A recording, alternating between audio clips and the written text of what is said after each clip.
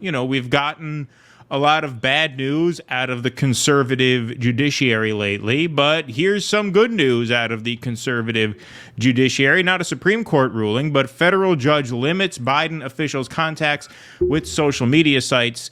The order came in a lawsuit filed by the attorneys general of Missouri and Louisiana, who claim the administration is trying to silence its critics. A federal judge in Louisiana on Tuesday restricted the Biden administration from communicating with social media platforms about broad swaths of content online, a ruling that could curtail efforts to combat false and misleading narratives about the pandemic and other issues. So you see their point of view embedded not so subtly in the opening paragraph.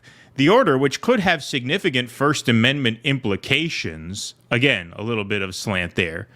Usually when you say something has First Amendment implications, you mean it's going to restrict First Amendment rights. You know what I mean? That's usually how you would use that phrase. Not at the New York Times. No. That's not how the New York Times uses that phrase. It's a major development and a fierce legal fight over the boundaries and limits of speech online. It's a victory for Republicans who have often accused social media sites like Facebook, Twitter, and YouTube of disproportionately taking down right-leaning content, sometimes in collaboration with the government. Democrats, on the other hand, say the platforms have failed to adequately police misinformation and hateful speech, leading to dangerous outcomes, including violence. Yeah, support. There's like a master class in propaganda. Like just the placement gives you a signal that the Democratic position is right. Just by giving it the last word, it's sending you a subliminal message that that's the correct position. Right, as well as the little add-on at the end, leading to dangerous outcomes, including violence. Well, when they write leading to dangerous outcomes, yeah, they are technically summarizing the Democrats' position there, but because of where it comes in the sentence and in the paragraph, you can tell that is their editorial stance as well. It's not that hard to discern that. That was the British position on pamphlets before the revolution, wasn't it? Indeed. Hateful speech leading to dangerous outcomes, including violence. That's right. I'll read one more paragraph here because this is a pretty simple ruling, folks. In the ruling, Judge Terry A. Doty of the U.S. District Court for the Western District of Louisiana said that parts of the government, including the Department of Health and Human Services and the FBI, could not talk to social media companies for, quote, the purpose of urging, encouraging, pressuring, or inducing in any manner the removal, deletion, suppression, or reduction of content containing protected free speech. Keyword there being protected free speech, which is a standard that we've always argued that unless something violates the law, you should more or less take a hands-off approach because we already have a system in place for determining what speech is out of bounds and what's not. That's called the law, right? And so you have a First Amendment, you have carve-outs for extreme violations, and that's it. There's no reason to go any further, and there's certainly no reason for the government to be leaning on these companies to go any further. So we saw that take from the New York Times there. They obviously, as you can tell, disapproved of the ruling. But let's go to the TV media, shall we? Let's go to CNN. This clip is making the rounds. Thanks to our friend CJ from RBN for finding this and sharing it. We will go to this right now, folks. I'm just going to bring this up. This is from CNN today, reacting to the news. Yes, this is a Trump-appointed judge, but this judge was confirmed 98-0 by the Senate. Just reading the words in this injunction, a, quote, massive effort by the defendants to suppress speech based on content, those are the judge's words, calling the present case, quote, arguably involves the most massive attack against free speech in the United States history, Ellie. Yeah. It's a dramatic decision by this judge. If you read through it, he's citing to literature and George Washington and Ben Franklin. Here's what really is astonishing to me. George Washington, Ben Franklin, those commies. Yeah, they were anti-American Putin puppet Russian agitators like Ben Franklin and George Washington. Thomas Paine was the worst. Yeah, it was spreading dangerous misinformation, and it led to violence. This is a conservative ideology that clearly comes through in this decision. It's a conservative political ideology, right? We saw some of the quotes questioning vaccines, questioning masks, conservative talking points. But the ruling itself is the opposite of judicial conservatism. This is one of the most aggressive, far-reaching rulings you'll ever see. What this judge is purporting to do is to micromanage, really, the day-to-day interactions between essentially the entire executive branch, all these agencies that are listed as defendants, and the leading social media companies. I'm sorry.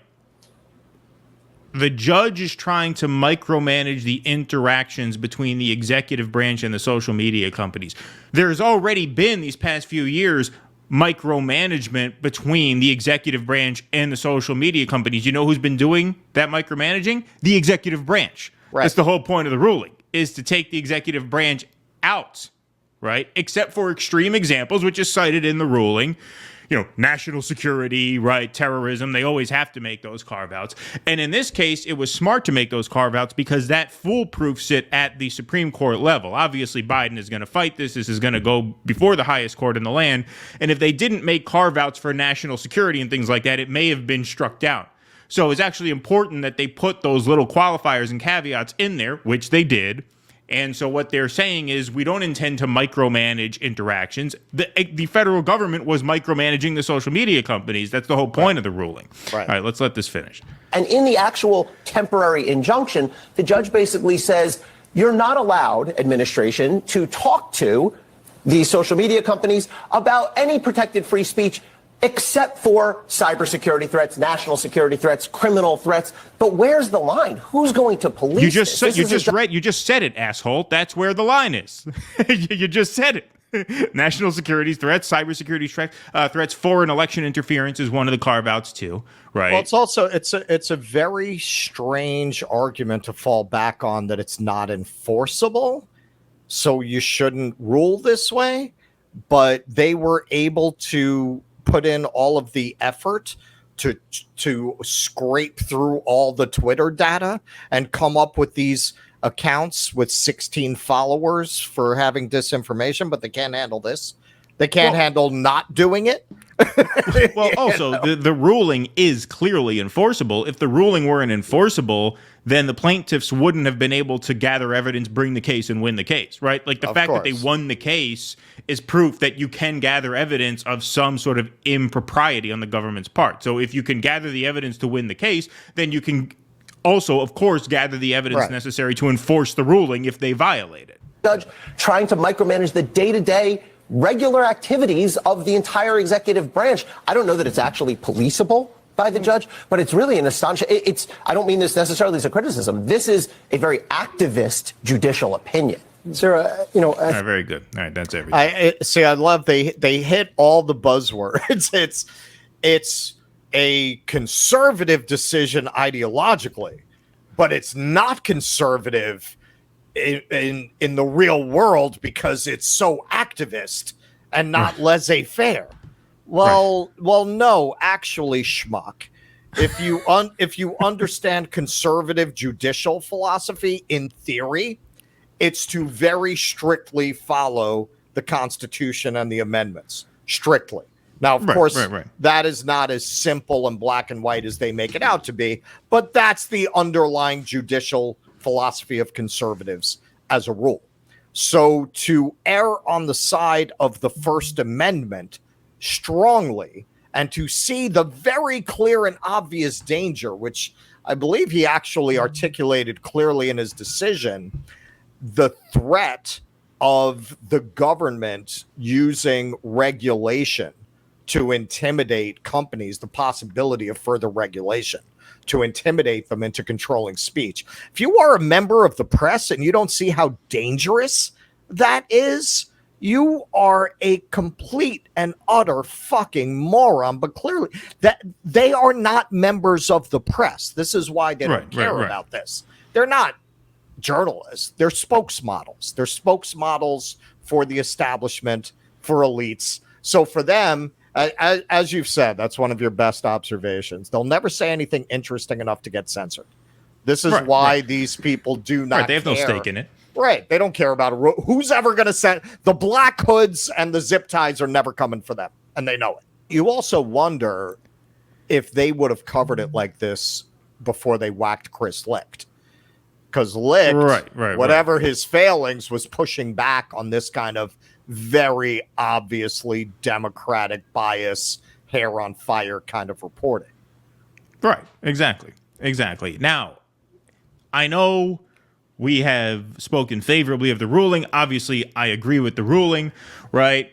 But I'm sorry to have to be a little bit of a wet towel here, but for people who are overly excited about this, thinking this is a major victory for the First Amendment, in itself, I'm sorry to say it is not. It's a necessary first step in what's going to be an ongoing struggle. But the reason this in itself is not a major victory for free speech is because of what I always say. It's a quote I mentioned every show.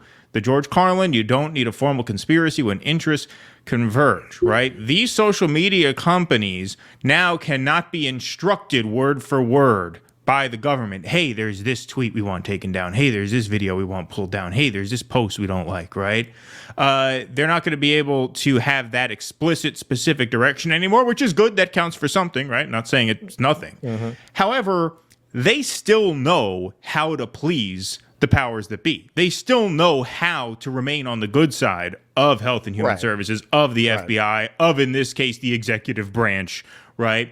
And so they know still broadly, generally, where they can and cannot go, right? And so unless and until you change the executive branch for starters, but also reform a lot of these agencies, the incentive structure is going to remain more or less what it is now, which means in the short term, you are still going to have, I'm sorry to say, rampant online censorship. So I just have to keep it real and say that the battle is far from won. I agree with that. I thought about that. Well, okay, all of us who are building lifeboats on Rumble, are we going to end up not needing that? Of course, no, we need it. Yeah, no, we will, because in the end, it's going to take more than this to change the whole momentum. This is like a river flowing in a direction now. There's so much momentum that's been built up behind this censorship regime, behind the basic assumption that it is the job of unaccountable tech companies to police the internet. Otherwise, the government is coming for them. We're too far along for that all of a sudden just to stop because of one ruling. But it is going in the right direction. And I would say overall, our show tonight kind of reflects the beginning of the end, I think, of this long national nightmare of this ethos. And this is where it's very, very confusing. So we've talked about many times on the show, to know where to throw your support within the electoral system regarding people who are actually going to be in control of it. Like, yes, we're basically leaning towards Cornel West, but that's a whole other strategic concern. We don't expect him to get elected president. We expect him to help establish a challenge to the two-party system. When you talk about who's actually going to be in control January 2025, okay, without these Trump appointees, if you the court of 10 years ago, there's no doubt in my mind that this ruling would get overturned at the Supreme Court. No doubt. Now, there's no doubt in my mind that this will be upheld by the Supreme Court. So if you believe, as I do, that free speech is the right from which all other rights flow, who do you back? What positions do you back? What politicians do you back if you really believe that? Because clearly the Democratic Party is the McCarthy party of our day. When you watch that Taibbi Schellenberger hearing, it felt like 1953. It looked like a McCarthy era witch hunt against reporters. The fucking IRS went to his house that day to intimidate him. So who do you support? Who do you support? Even the argument, the Democrats have become such a danger to freedom and speech rights that even the argument, well, you got to vote for them because of the court, even that doesn't really hold up anymore. It's a mixed bag. It's a mixed bag. Yeah, the abortion ruling is terrible. How they would rule on this is going to be a lot better than how a Democratic chosen court in this era would decide. Please clap.